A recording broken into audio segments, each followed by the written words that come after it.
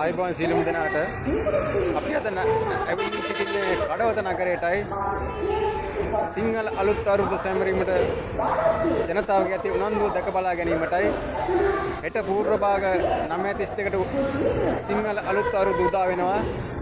ඒ සඳහා සූදානම් වන කඩවත නගරයේ ජනතාව පිළිබඳව දැක බලා ගැනීමට අපි අද දින කඩවත නගරයට පැමිණියේ. අපි ඉදිරියට ගොස් බලමු ඔවුන්ගේ උනන්දුව කොහොමද කියලා. අද බඩු බාහිර ආදී ලබා ගැනීමට සහ අඳුම් පැළඳුම් ලබා ගැනීමේ ඇති උනන්දුව ඔබට දැක බලා ගැනීමට හැක.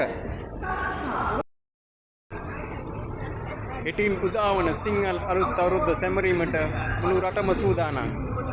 ඔබට පෙනී යනවා ඇති බඩු බාහිර ආදී ලබා ගැනීමට ජනතාව පෝලිං වල රැඳී සිටින ආකාරය. ඔවුන්ගේ එච්චරටම උද්‍යෝගයක් තියෙනවා සිංහල අවුරුද්ද සැමරීම සඳහා. පොඩි වැස්සකුත් හැදහැලමින් පවතින මේ අවස්ථාවේදී කඩවත නගරයට ජනතාවගේ ඉතාමත් උනන්දුවක් තිබෙනවා බඩු බාහිර ආදී ලබා ගැනීමට. සෑහෙන ජනතාවක් කඩවත නගරයේ මේ මොහොතේ රැඳී සිටිනවා බඩු බාහිර ආදී ලබා ගැනීමට සඳහා වුන්ගේ.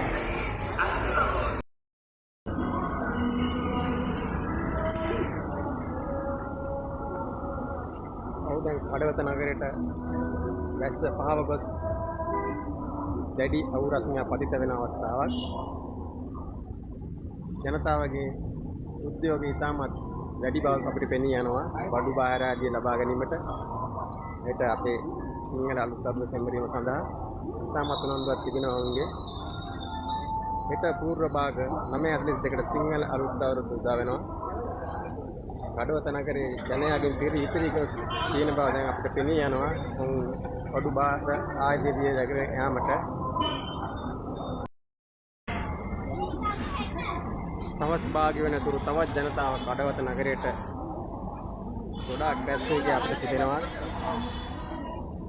ජනතාවගෙන් පිරී ඉතිරි ගොස් දැනනවා තමාර කඩවත නගරය ඔවුන්ට අවශ්‍ය ද්‍රව්‍ය ලබා ගැනීම සඳහා සවස් වෙනකොට ඉතාමත් ධන ගඟක් කඩවත නගරයට පැමිණෙන එක අපි සිතනවා.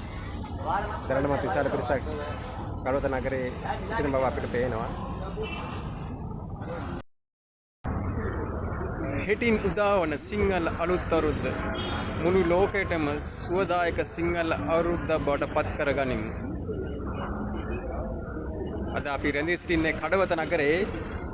දැඩි අවු රශ්මියක් පතිත වෙද්දී ජනතාවගේ උනන්දුව නම් අඩු වී ගොස් නැත. කෙමින් කෙමින් ජනතාව කඩවත නගරයට වැඩි වෙන බවක් අපිට දක්නට ලැබෙනවා. දැඩි අවු රශ්මියක් මේ මොහොතේ පතිත වෙනවා. නමුත් අවුවැසි නොතකා ජනතාව අපේ ඊට මහා මෞලි මංගල්‍ය සිංහල අලුත් අවුරුද්ද සැමරීමට සූදානම් වන ආකාරය අපිට ඉතාමත් පැහැදිලිව පෙනී යනවා. ඔවුන්ට අවශ්‍ය කරන බඩු බාහිර ආදිය අවශ්‍ය කරන ද්‍රව්‍ය ලබා ගැනීමට සඳහා ජනතාවගේ ඉතාමත් උනන්දුවක් දක්නට ලැබෙනවා.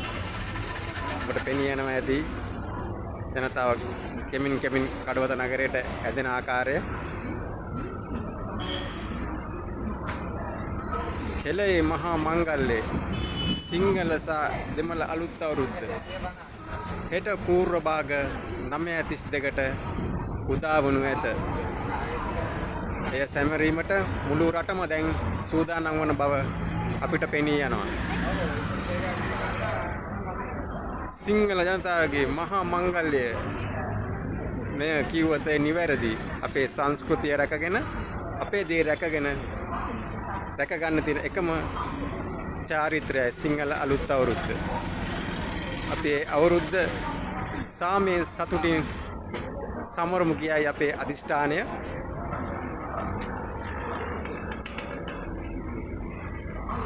මා මේ මොහොතේ පොඩි මතක් කිරීමක් කරනවා.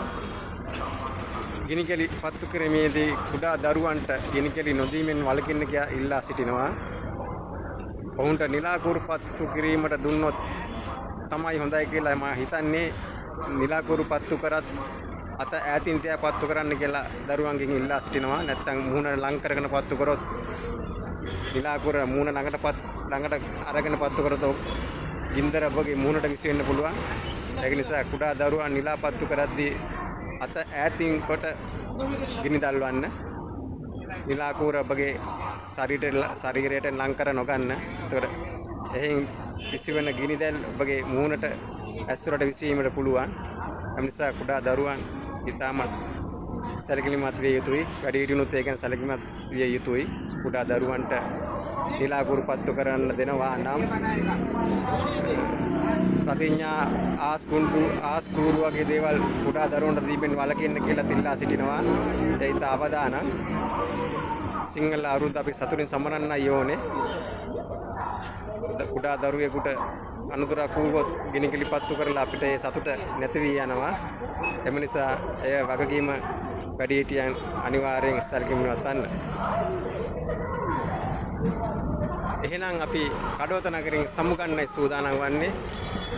එටින් උදාවන සිංහල අලුත් අවුරුද්ද කිරියෙන් පෙනින් උතුරා යන සාමයේ සතුට පිරි සුබ අලුත් අවුරුද්දක් වේවා කියලා අපි නාලිකාවෙන් ප්‍රාර්ථනා කර සිටිනවා.